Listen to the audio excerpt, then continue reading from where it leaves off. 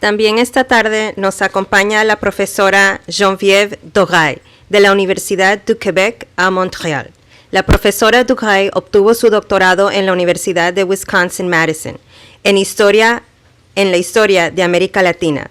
El título de su tesis fue Indoamérica y la política del Apra en el exilio, del 1918 a 1945. La profesora Dorais nos está exponiendo la importancia e influencias del Apra por parte del exilio de sus miembros por Latinoamérica. Por favor, demos una bienvenida.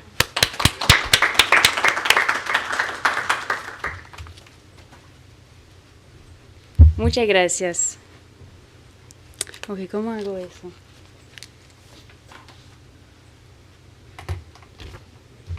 Si me den 20 segundos solo para ubicarme un poco. Okay. So this you've seen because while Martin was giving his speech, it came up. My apologies, Martin. Thank you very much, Luis Nicho. Thank you very much for inviting me here. Thank you to Nuestro, to the Union Foundation. I'm fascinated by what you do at Nuestro. I can't believe there's so many people in the assistant, as Martin said, on a Saturday.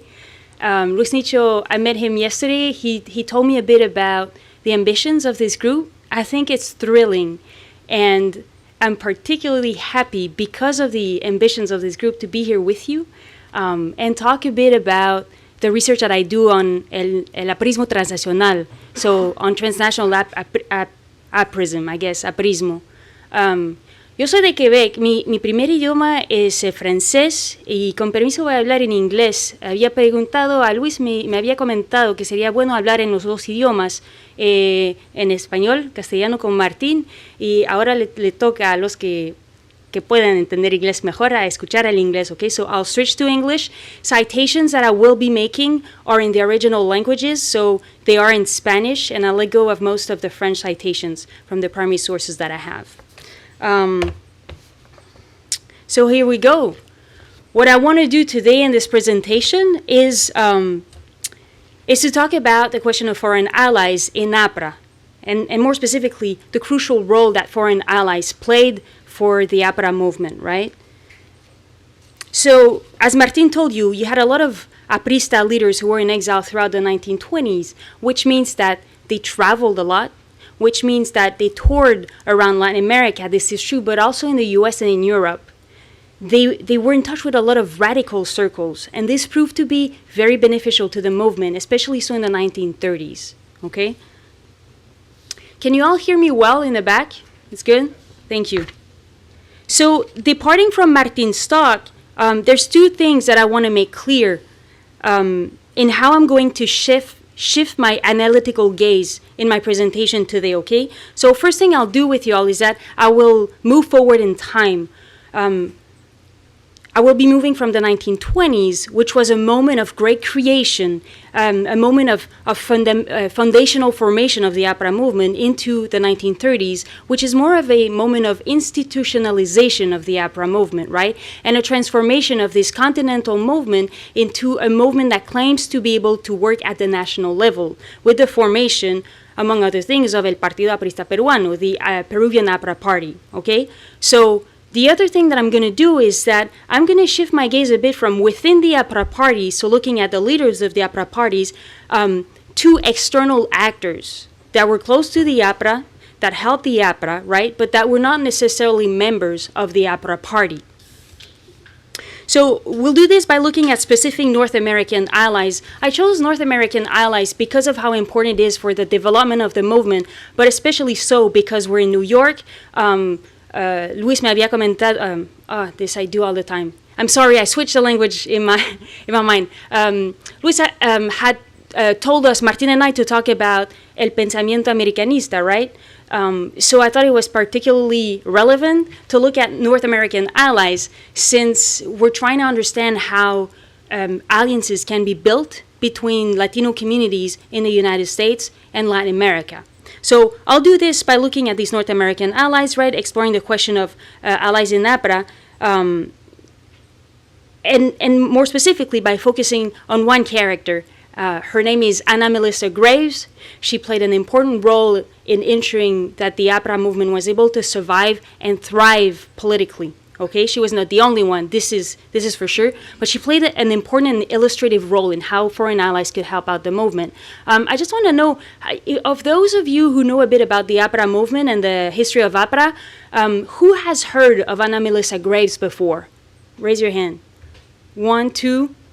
Okay, she's there. So she's a character that comes back and forth in the history of Apra, but there hasn't been a lot of research on who she is, what she wants. I'm going to introduce you a bit to this this character, but she's fascinating, and there's a lot more to be done with this pacifist. Okay, so the main argument that I'll be presenting to you today is that foreign allies helped Apra fight state persecution, okay? They did so in 3 main ways. Okay, this, I'll show you the 3 main ways before. Martin had told me he had no PowerPoint. My PowerPoint is to show you a few pictures for those of you who have no idea about who the Apra is, what it does. So just a few pictures that are important. La bandera Indoamericana, so the Indo-American flag. Indo-America was this vision of continental unity promoted by Apra. That's it. I thought I had more. Maybe they will come back in the PowerPoint later on. It doesn't matter. What's important is the intellectual argument that I'm making here, okay? So the 3 main ways how foreign allies helped Apra fight state persecution, well, they did so in the everyday workings of the party, and mainly in their condition as intermediaries, okay?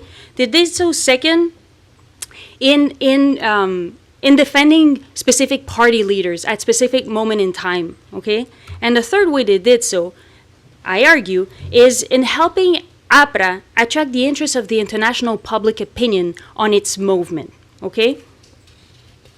So what I'll do to show you this is that I will go back and forth between just talking to you a little bit, but then I will read case studies that come from my research. So I will be reading to you parts of my writings, parts of the research I've been doing in the past couple years on, well, a couple years, or some would argue 7.5 years of PhD studies. But these are my writings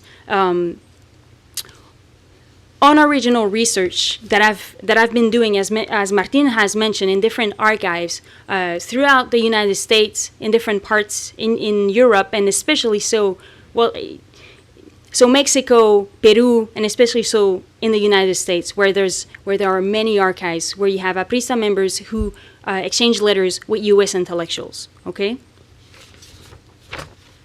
so. One important premise to the argument I'm making today, and one important premise for anybody who wants to understand how is it that the action, so the political organization and the intellectual production of Apra evolved in the 1930s, is to take into consideration the brunt of state repression. Okay? State persecution in Peru was crucial to understanding this development. So, small historical context for you, very brief. What happens, and I'm going to pick up where Martin left, what happens in 1930, 1931 in Peru is that there's a political opening happening, okay? You have a military man, Luis Miguel Sanchez Cerro, who organizes a coup to topple the president Augusto B. Leguía, who was in power for 11 years, what we call his onceño, right? He's successful, he takes power in August 1930, and then there's a smell of change happening in Peru. People think that democracy will be able to rise, that the popular sectors will be able to finally compete with oligarchical power, okay?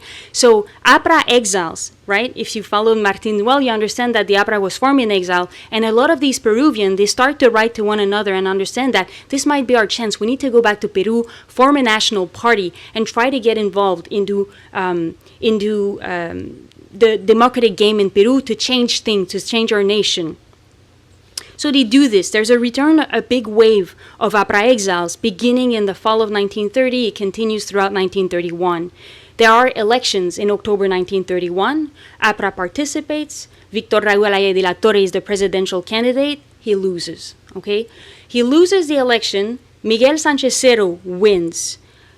the Apra party immediately calls for fraud. They say these were frauds. Victor Raúl Aya de la Torre, his president, is the moral president of Peru. We need to denounce the state of affair. So Apra returns to a tradition of anti-governmental activities, okay? Which, of course, leads to another cycle of big state repression. Sanchez Cerro starts to repress the Apra party again for its anti-governmental activities. So what you have with the Apra, okay, here's the brunt of the state repression.